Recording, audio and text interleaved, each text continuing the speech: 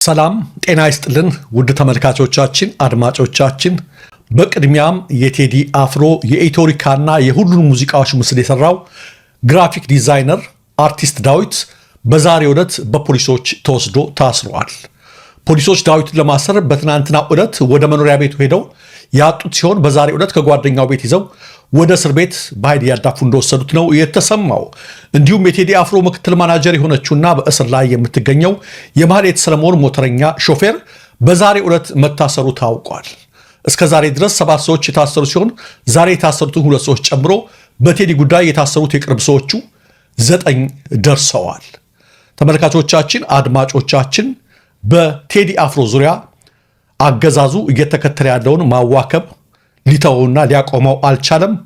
በተደጋጋሚ እንደተናገርነው በኢኮኖሚ በማሽመድመድ የቅርብ ሰዎቹን በማሰር ብቸኛ በማድረግ በማማረር ሀገር ለቆ እንዲወጣ እናደርገዋለን የሚለው ነገር አሁንም እንደቀጠለ ነው። ስለዚህ ክቡራን ተመልካቾቻችን የሚፈረመውን ፒቲሽን መፈረም አለባችሁ። የተጀመረውም እሱን ለመከላከል የሚደረገው ጥረት እየቀጠለ ነው ያለው። ሊያቆሙ አልቻሉም። እንደምትመለከቷቸው የማህሌቱን ሹፌር ጭምር ነው ዛሬ ያሰሩትና አጠቃላይ በሱ ዙሪያ ያሉትን ሰዎች እያሰሯቸው ነው። ዳዊት ማለት ኢትዮሪካ የሚለውን ምስል ዲዛይኑን ያደረገው እያንዳንዱ ሙዚቃ ላይ የቴዲ ፎቶ ያሉበትንና እነዛ ምስሎች የሰራው ዲዛይነር ማለት ነው። ስለዚህ እነዚህን ሁሉ የሰሩ ሁሉ በኃይል እየተወሰዱ እስር ቤት እየተደረጉ ነው። የቴዲም ነገር ጨንቋቸው ነው ያላደረጉት። ስለዚህ አይናችንን ከኳሱ ላይ መንቀል የለብንም። አሁንም የሚደረጉትን ጥረቶች አጠናክረን መቀጠል አለብን። ተመልካቾቻችን አድማጮቻችን እሱ ለእኛ ብሎ ሲከፈል ህዝብ ደግሞ ለሱ ሲል ሁሉን ነገር ማድረግ እንዳለበት እናምናለን። ወደ ሌላው መረጃ ስናመራ በፊንቴክ ኢንቨስትመንት የማጭበርበር ወንጀል የተጠረጠሩ አርቲስቶችና ቲክቶከሮች የዋስትና መብታቸው እንዲከበርላቸው የፌዴራል ከፍተኛ ፍርድ ቤት ልደታ ምድብ ችሎት ወስኗል። አቃቤ ሕግ ግን በ5ኛ ተከሳሽ መንሱር ጀማል ዋስትና ጉዳይ ላይ ተቃውሞ አለኝ በማለቱ ያለውን ተቃውሞ ወደ ግንቦት 3 እንዲያቀርብ ትዕዛዝ ተሰጥቷል። ሌሎች ተጠርጣሪዎች ለዋስትና የሚያቀርቡትን የገንዘብ መጠን ለመወሰንም ለሰኞ ግንቦት 3 ቀን 2018 ዓ.ም ነው ቀጠሮ የተሰጠው። ለሌሎቹ ከማን በስተቀር ከመንሱር በስተቀር 5ኛ ተከሳሽ ከሆነው ከመንሱር ጀማል በስተቀር የዋስትና መብታቸው ቢከበርም እንደማይቃወም ለችሎቱ ተናግሯል። እነ ሰለሞን ቦጋለ እነ ሰራዊት ሌሎቹ ማለት ነው አቃቤ ሕግ። ነገር ግን በመንሱር ጀማል ላይ ተቃውሞ አለኝ ዋስትናው ሊከበርለት አይችልም በማለቱ ያለውን ተቃውሞ በጽሁፍ እንዲያቀርብ ነው የታዘው። አንዳንድ ጊዜ ይሄን ነው የምናገረው። መንሱር ማለት ሁላችሁም እንደምታውቁት ባለሀብት ነኝ ማለቱ ሳይሆን አብይ አህመድ ህይወቴን እሰጥታለሁ ሌላው ቢቀር ኩላሊት እንኳ ቢባል ኩላሊቴን እሰጣለሁ እያለ በአደባባይ ሲናገር የነበሩ ናቸው። አንዳንዶች ኦቨር ሄደው ይሄ ማሽቃበጥ የሚባሉ አማርኛ የሚገልጻቸው አሉ። እንኳን ታሰረ እያልኩ አይደለም፣ እንዲፈታም እጸልይለታለሁ፣ ከስተቱ እንዲማር እጸልይለታለሁ። ነገር ግን አንዳንዴ ፈርዘር ሂደው በረከት ገበሬዋን ታስታውሳላችሁ፣ ከእድሜ ላይ ተቆርሶ ይሰጠው ያለችው ማለት ነው። አንዳንዴ እንደዚህ አይነት ሰዎች ላይ ትምህርት እንዲያገኙ ማለት ነው። አሁን ይባስ ተብለው ተመልከቱ። ለሌሎቹ ዋስትና ይፈቀድ አልቃወምም፣ የመንሱር ግን እንዳይፈቀድ ብሎ አቃቤ ሕግ ነው ወይ ከዚህ ትምህርት ቢሆናቸው ምናልባት ወደፊት ከወጡ አንዳንዴ እንደዚህ ነው። ለእንደዚህ አይነት ሰዎች የማያዝኑም አያችሁ፣ ሰዎች የማያዝኑም ከመጠን በላይ ለሚያሽቃብጡ ማለት ነው። ስለዚህ በጣም የሚገርም ነገር ነው በመንሱር ይሄም ሆኑ ዞሮ ዞሮ ትምህርት ወስዶ እንዲፈታ ጸሎታችን ነው። ሌላው መረጃ አሜሪካ በካርቱም አውሮፕላን ማረፊያ ላይ በኢትዮጵያ ተፈጽሟል የተባለውን የድሮን ጥቃት አጥብቃ አወገዘች። ዋሽንግተን በሱዳን ግጭት ውስጥ የሚደረግ ማንኛውም የውጭ ጣልቃ ገብነት በአስቸኳይ እንዲቆም ሲል ጥሪ አቅርባለች።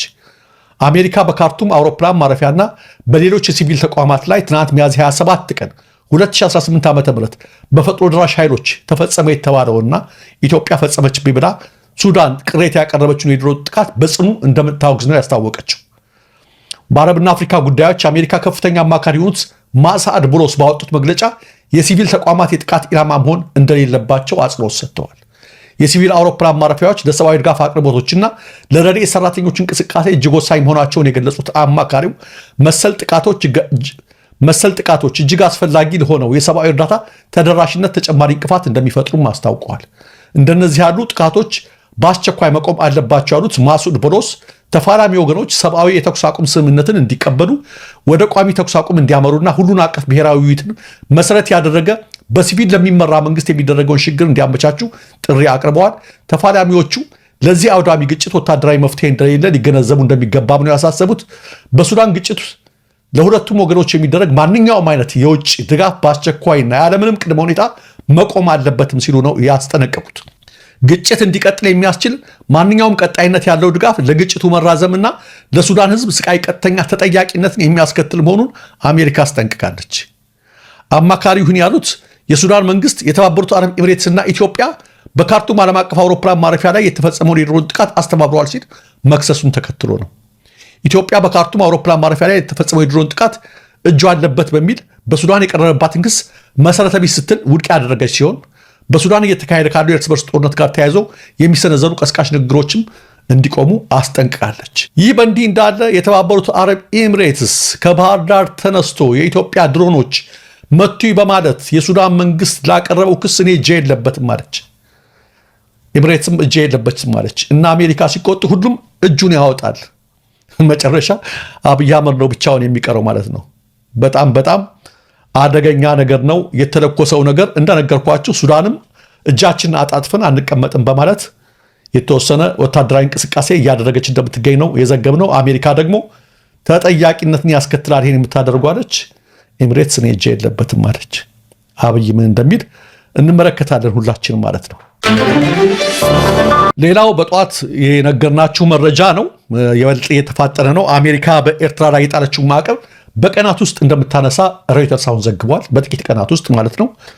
ትራምፕ የቀይ ባህር ዳርቻን ቁልፍ ቦታ ከተቆጣጠሩት ከፕሬዝዳንት ኢሳያስ አፈወርቂ ጋር ለመወዳጀት ከወሰኑ ቆይተዋል ነው የሚለው የሮይተርስ ዘገባ። የአሜሪካው ፕሬዝዳንት ዶናልድ ትራምፕ እና የኤርትራው ፕሬዝዳንት ኢሳያስ አፈወርቂ ለመወዳጀት ዳር ሲሉ ከርመው በመጨረሻም እጅ ለእጅ ለመጨባበጥ ከጫፍ ደርሰዋል ይላል ዘገባው። ተመልካቾቻችን የአሜሪካ ውሳኔ ከአስመራ ጋር ያላትን ግንኙነት ለማሻሻል እንዲሁም ኢትዮጵያ ከኤርትራ ጋር ወደ ጦርነት እንዳትገባ መልእክት ለማስተላለፍ ያለመ ነው ተብሏል። የትራምፕ አስተዳደር እርምጃ ከኢትዮጵያና ከኤርትራ አሁናዊ ውጥረት አንጻር ያለውን አንድምታ፣ የቀይ ባህርን ደህንነት ከማስጠበቅና ቀጠናዊ ግጭትን ከመቀልበስ ጋር የተገናኘ መሆኑን ሬውተርስ ያነጋገራቸው ተንታኞች ጠቁመዋል። አሜሪካ ከኢራን ጋር በገባችው ጦርነት ምክንያት የሆርሙዝ ወሽመጥ በመዘጋቱ የቀይ ባህርን አስፈላጊነት ይበልጥ አጉልቶታል። አሜሪካ በቀይ ባህር ላይ የበላይነቱን አስጠብቃ ለመቀጠል ከኤርትራ ጋር ወዳጅነት መመስረቷ ምርጫ ለማድረግ ወስናለች ስልም የሬውተርስ ዘገባ ያመለክታል። ተመልካቾቻችን፣ አድማጮቻችን በመጨረሻም ተመልካቾቻችን እንደምትመለከቱት ለኮሪደር ልማቱ አላዋጣችሁም በሚል ድርጅቶች እየታሸጉ ይገኛሉ። ለአብነት ይህን ብቻ ሳየናችሁ እንጂ በርካታ ድርጅቶች እየታሸጉ ነው። ከሰሞኑ ዜጎች ለኮሪደር ልማት የማዋጣት ግዴታ የለባቸውም። የሚጠበቅባቸውን ግብር እስከከፈሉ ድረስ ድርጅቶች ሌላ ተጨማሪ ዕዳ የለባቸው። ባይከፍሉ እንኳ እስከ መታሸግ የሚያደርስ ቅጣት የለባቸው። በዚህ መስመር ላይ ህገወጥ የሆነው ማን ነው? አገዛዙ ነው። አሸገባቸው። ልማት እየሰራ ነው የሚሉት ምን እያደረጉ ነው? ህዝቡን እያራቆቱት ነው። ድርጅቶችን እያራቆቱት ነው። እንደዚህ አድርገው በሚሰበስቡት ገንዘብ ደግሞ ምንድነው የሚሰሩት ብትሉ፣ ፋብሪካ አይደለም፣ ማዳበሪያ ፋብሪካ አይደለም፣ ወይም ሌላ ነገር አይደለም። በጣም የሚያሳዝናቸው እንደዚህ አድርገው በሚሰበስቡት ገንዘብ የሚሰሩት ምን እንደሆነ ሁላችሁም ማየታችኋል።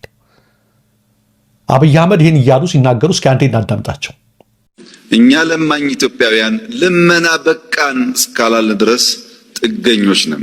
እኛ ለማኝ ኢትዮጵያን ልመና እስካላቆምን ድረስ ጥገኞች ነን አሉ። ትክክል ናቸው።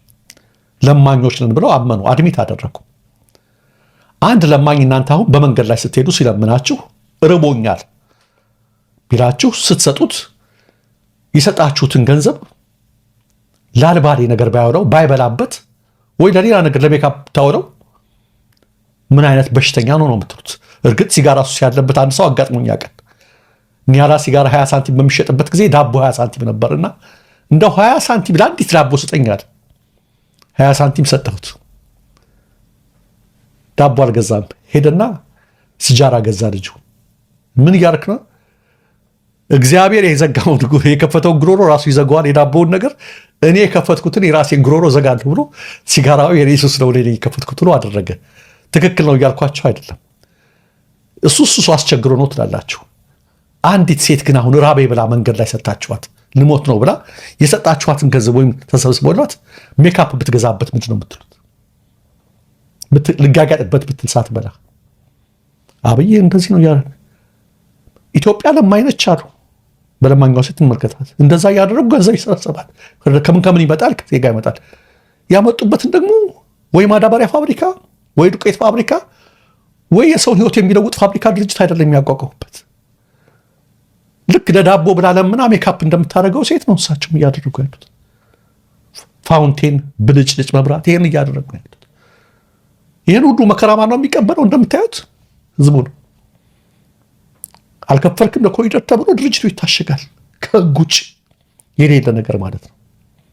ይሄ ነው የብልጽግና አሰራር እየተመለከተ ያለ ነው። እጅግ በጣም ያሳዝናል። ተመልካቾቻችን፣ አድማጮቻችን ሌሎችን መረጃዎች እየደረሱ ነው። ሁሉንም እየተከታተልን ይዘንላችሁ እንቀርባለን። ለትክክለኛ ለወቅታዊ ለፈጣን መረጃዎች እንዲሁም ለሚዛናዊ መረጃዎች ሰብስክራይብ አድርጉ፣ ሼር አድርጉ። ኢትዮጵያ ሀገራችን፣ ምስራቅ አፍሪካችን በሰላም በአንድነት በሞገስ በነፃነት በፍቅርና በክብር ለዘላለም ይኑሩ። እወዳቸዋለሁ። መልካም ጊዜ